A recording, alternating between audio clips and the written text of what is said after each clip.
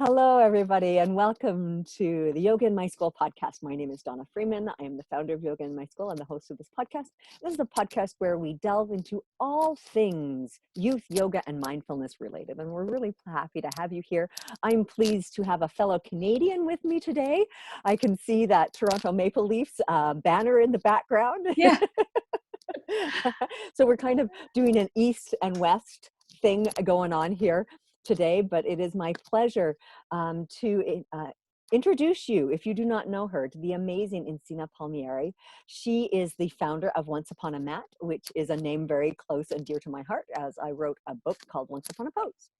So we obviously have a affection and a love affair for storytelling, for children's yoga, for making it playful and interactive. And we're going to get into all of the wonderful things that she does with her organization and a really amazing box. A really fun box that I hope that you all will find some interest in and follow up with. So, Incia, welcome to the podcast. How are you doing? I'm good. I'm good. This is actually, I'm going to admit, this is my first sort of Zoom podcast meeting. I'm very much a human connector. So this is the first time I would have to say where it's all on video, and, the times kind of have let us come here. Yeah, they have. Yeah, it's really interesting. I've been holding yoga teacher trainings via Zoom, and actually the feedback is everybody really likes them. It's true. You can be at home and, and then, a session ends and you can go and maybe go do something else or deal with your children or go for a walk. And then we can come back and meet again in this Zoom world, or however, this interactive video world. Lots of people using Google Hangouts or FaceTime, or I know I'm on an app right now called Marco Polo a lot, talking with friends and doing that. So yeah, it's kind of our online interactivity has definitely gone up as we have been social distancing. Absolutely. And I hope it stays that way. Yeah. I hope we kind of still come back to reflecting on here and being in our pajamas still and, hanging out with each other as much as we can, even though, when we do get to meet each other and see each other. So I'm just loving that, it's yoga in particular has become more accessible to a lot of people, because sometimes it is hard to just sort of leave your space and go to a mat in a physical space. But when it's in the ease of your home, sometimes it's easier as well. So there's definitely some positivity that's come out of it as well. Definitely. And I love that, it's like, well, whatever normal will be, once again, there were some things about the old normal that weren't so great, in fact. And there's something about right now that's not so great, but are good things about all of it. And just that situation, that idea that it's never, is it 100% bad or 100% good, that hopefully we can take the good from each of our life experiences and continue with that as we go forward. Absolutely. All right. So you have an interesting background. I do. Can you tell us a little bit about, like you have a degree in political science, and that's an interesting route to get to specializing in toddlers and kids yoga. I know. A little bit about, your background, your history, and how you came to be where you are today. Absolutely. So I live in Toronto, Greater GTA, and I actually did do my degree in political science. I actually started off at Carleton University in Ottawa, and then I ended off at York University. And I actually did an internship at the United Nations in New York. So. And here I am doing kids yoga now. And the truth be told, that I always kind of had an interest in working with kids. Like I have been working with kids since I was 15, with like camps and preschool environments, and just always have a sheer passion and joy of that, bringing that education to kids. I did do political science, and that led me to working a bit in the nonprofit sector or the humanitarian sector. And I sort of opted to work in the education side of things. So access to education, access to be able to have equitable education for kids. And really the spark for teaching, because I do have my elementary teacher degree as well, and was sparked by when I worked for UNICEF. I was actually the coordinator for Ontario. And I used to go into classrooms and we used to talk about access to education. And I just loved that interaction with kids. I loved teaching them. I loved sort of, being there and being sort of that facilitator with them. So that led me to then go on and do a master's in education and becoming an elementary school teacher. So I was teaching in grade 2, and I was actually just looking for adding a new skill into my classroom. I was like, what can I do? What can I do to sort of bring my students together, to sort of create a community environment in my classroom? And I used to be an avid practitioner of yoga. So for me, it was like, a yoga class at the lunch hour, or a yoga class at the end of the day was just sort of my time, my de-stressor. So I was like, hey, it's working for me. How about I bring that into my classroom? So I took my very first course back in 2014 with Rainbow Kids Yoga, and got certified as a kids yoga teacher, and absolutely loved it. Brought it to my classroom and did that for years, and just sort of saw like the culture in my classroom transform from kids being a lot calmer, a lot more responsive to me, to themselves, to each other, to their families. So I was like, this is it. Yoga and mindfulness is, the future of these children.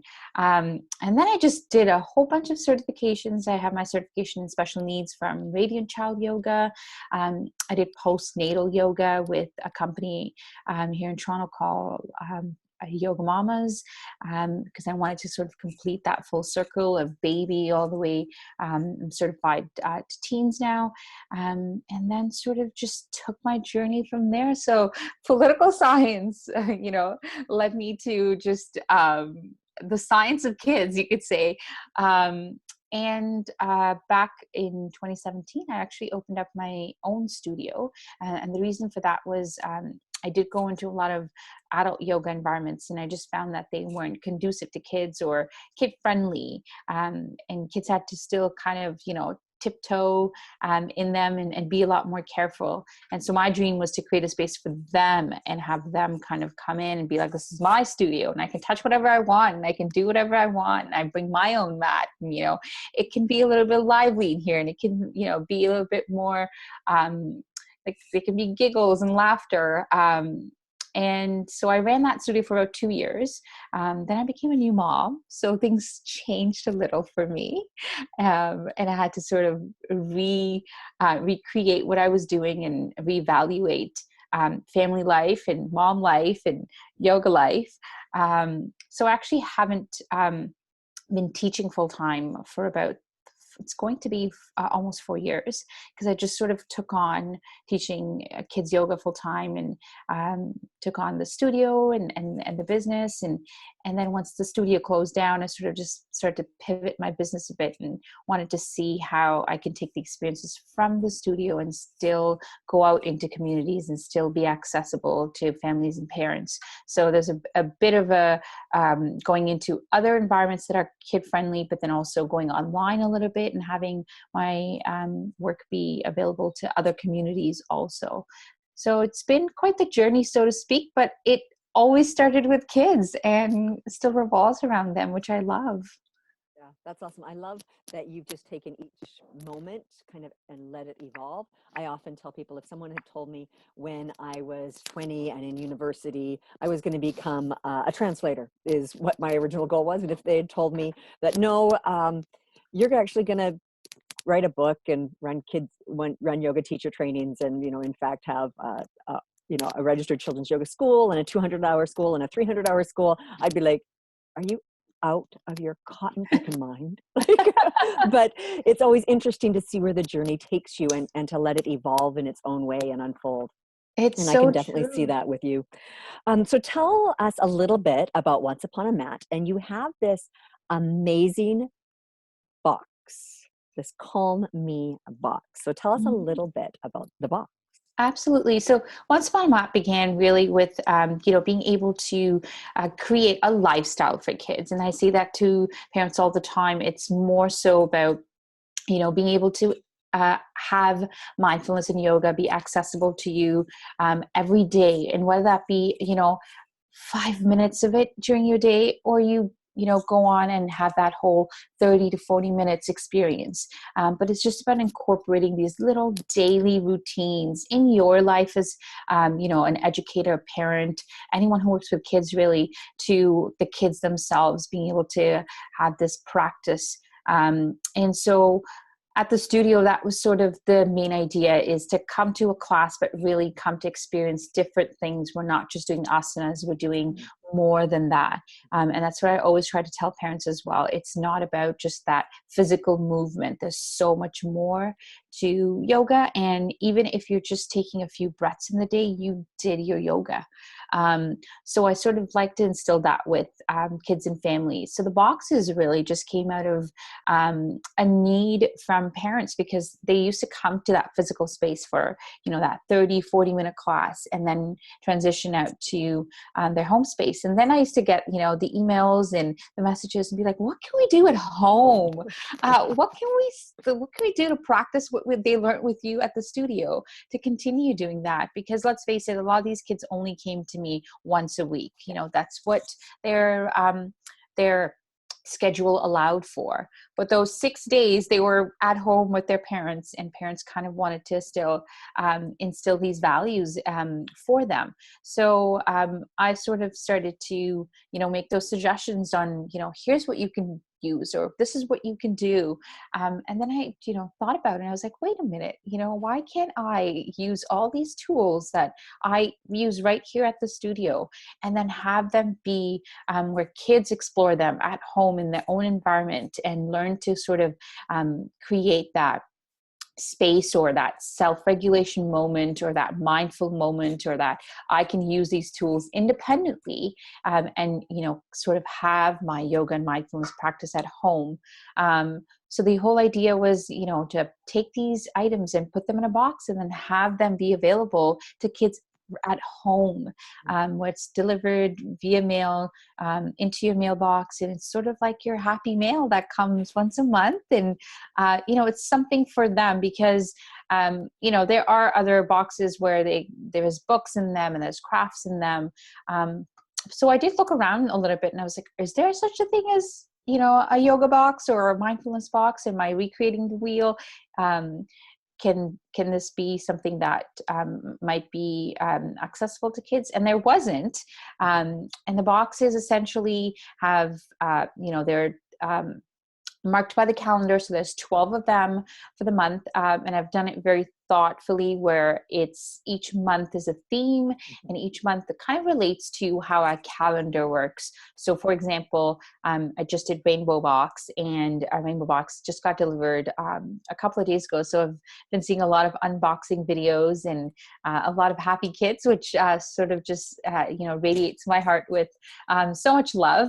And the Rainbow Box, the idea behind Rainbow Box was essentially April showers, and so it's all about rain, and sort of seeing or chasing that rainbow. And the idea behind the Rainbow Box for April was to introduce kids to chakras, because you're never too young to learn about energy focal points in your body, and the fact that kids relate to it as there's a rainbow in my body, and how can I relate to all these different parts of my body that are colorful, and how can I be able to filter them. So there's all these things that relate to basically chakras. So there's crystals in it. There's a book in it about chakras. There's rainbow colored Play-Doh in it, because it sort of, relates, it's therapeutic, relates to our senses. Yeah.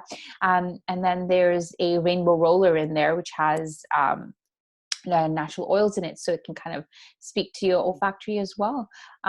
So yeah, that was the idea behind the boxes. I reached out to small business owners that make products that are absolutely wonderful, and I wanted to sort of use their creativity and use the power of their products and create these boxes.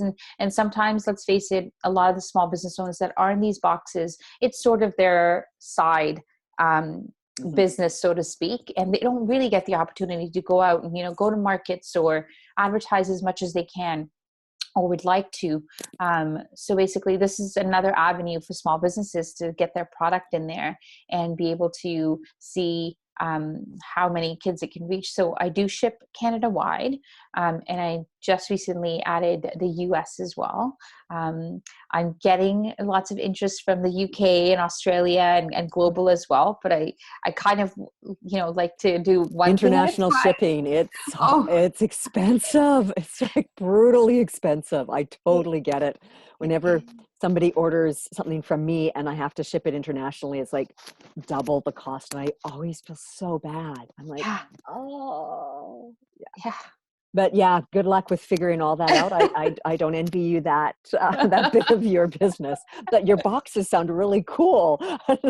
Thank you. Thank you. Yeah. I mean, and it goes all the way from affirmations, which are so close to my heart about, just introducing kids to self-love and self-confidence, all the way to kindness, which is December. So there's a whole bunch of themes, and there's about, I would say, 3 to 6 products in the boxes. And it is about just sort of getting kids to have and get into that headspace at home and be able to practice yoga and mindfulness.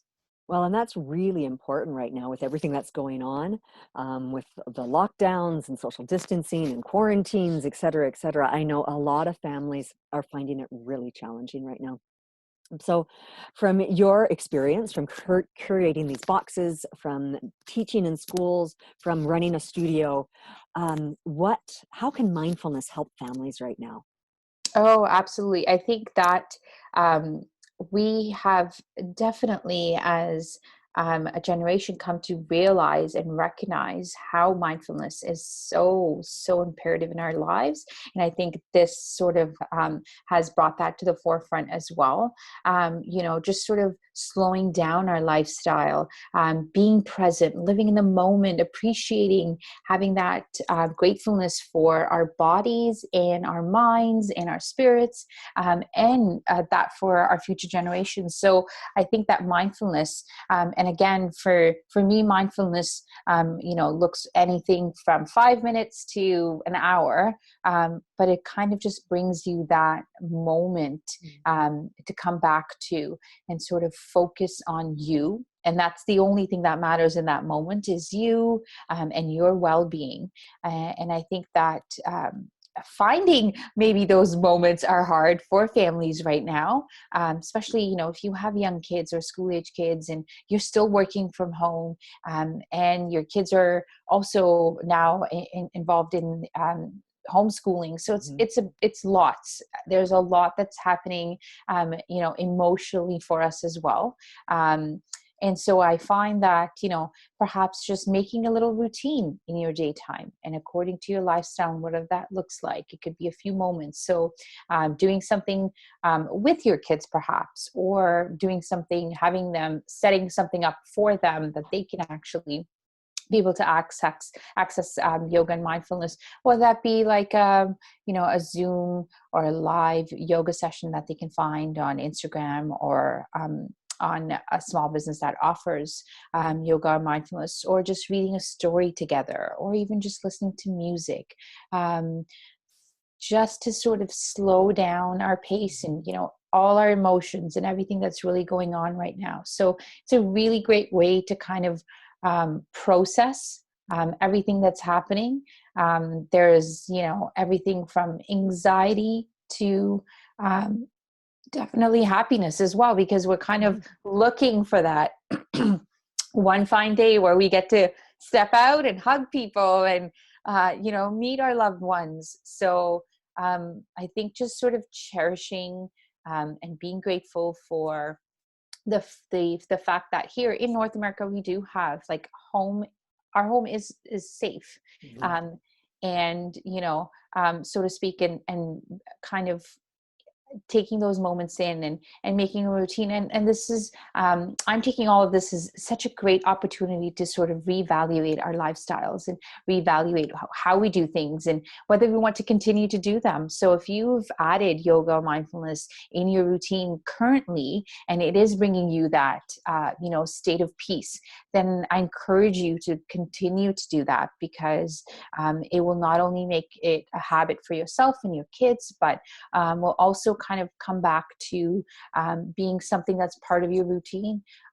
So, accessing yoga and mindfulness right now is a really great way to even just start your journey. If you've always thought about it and never really had the curiosity, or maybe sometimes even the courage, because a lot of people just generally think that, yoga and mindfulness is all about, having a quiet zenful moment and, or just, doing all these different asanas that seem quite intimidating, but there's so much more to it.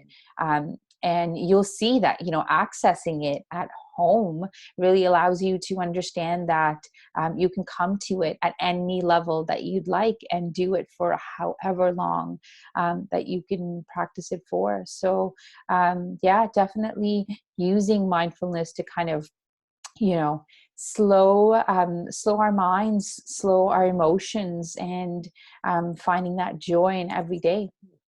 Yeah, I love that.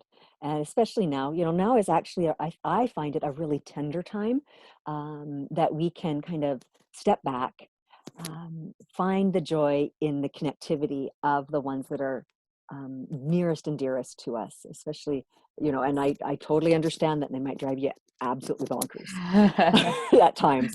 But my family is my dearest gift, and Yeah. I get to spend more time with them now than I would at any other time. I've got bigs. I've got Yeah, teenagers and university kids in my house, and usually I don't see them very often because they're busy.